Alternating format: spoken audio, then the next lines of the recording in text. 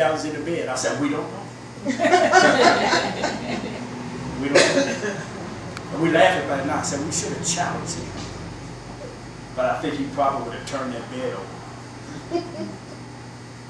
But he was fair. He was tough, but he was fair. He fought the system almost single-handedly. Thank God for Medgar Evers. He fought it and we lost. But I tell the people in Mississippi that I'm going to have to close. I said, those men got away with murder. I said, the jury said not guilty. I said, they didn't pay for their crime. But the state of Mississippi is still paying for that crime. Many organizations refuse to locate them because of Emmitt. They were not located. And they realize that now. They're trying to right the wrongs that has happened, but they fail to apologize. They won't apologize. They come close, but they won't exact equality. One sheriff said, well, I wasn't there then. But you can apologize for the office. But for those of you that have heard about Emmitt Till, you've read stories about it, you've gone on the internet, you've read books, you've heard the relatives talking about it. If you want to know the truth,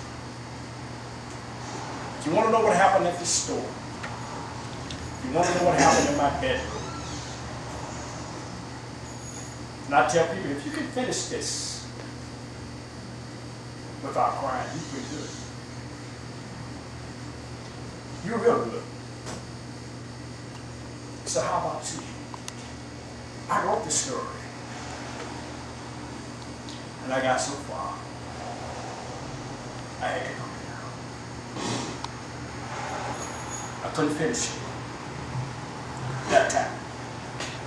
Something like trigonometry. I was doing a trigonometry problem while it was so hard I had to put it down. For a week. After a week, it came to me how to work the class. I had to put this down because it's a painful story. But it has to be told. Our children are in danger. We've got to protect them. I don't know if any of you all deal with children. Like I said, I used to tutor math, and some of them don't have a clue. But some, one young man walked up and he said, thank you so much for teaching me just how to do these timetables. I said, you can't do your timetables, you can't do the rest.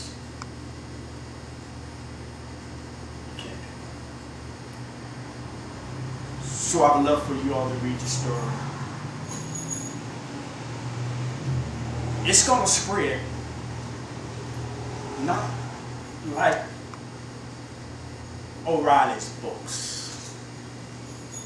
He has Fox News behind him. But it's going to spread word of mouth. From day one, I've always said it will spread word of mouth. All over the world. I've heard from people from the Netherlands because one of the Jewish fellow I wrote about, his cousin, husband, is over the finances in Holland. So you might see me in Europe one day. I'm going to tell the same story. Emmitt was killed because he whistled at a white woman in Mississippi in 1955. And we can't let it die. They want me to shut up. I'm going to shut up when they start talking about the Holocaust, when they stop talking about 9/11.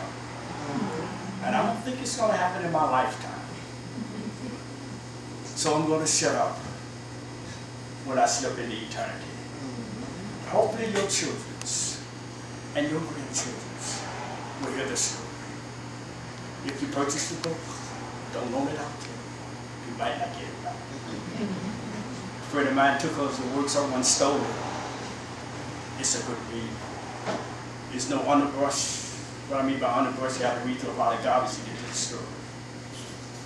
Don't start reading it at night, 2 o'clock in the morning, because you can't put it down. You have to finish it. Start in the morning with a cup of tea, a cup of coffee, whatever you're going to have, and enjoy the story. It's the truth, nothing but the truth. And then you can say, you can quote me on this. You can put this up against the internet. When I speak to the Caucasian race, I said, there's a lot of information on the internet, but most of it's not true when it comes out to this. Thank you so much for your patience. If you have questions, I'm here to answer any question that you may have concerning Emmitt Till and what happened in Mississippi and in the store. Let's first give him a round of applause.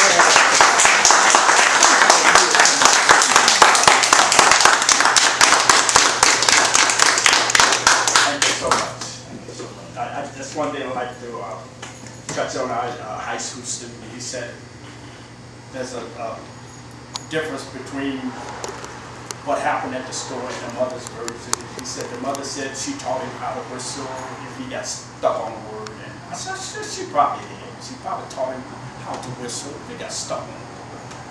But that's not what happened that night. We wasn't inside of the store, we was outside of the store. And he argued me down. So I finally told him, I said, look, I said, she wasn't there. I was standing right beside her. He did whistle. He did whistle. Any questions? Because I'm enjoying myself. I want you to enjoy yourself. Enjoying you. You know, I do. I actually purchased the book, so I'm familiar with the story that I've read it. And I was wondering if you could kind of expound on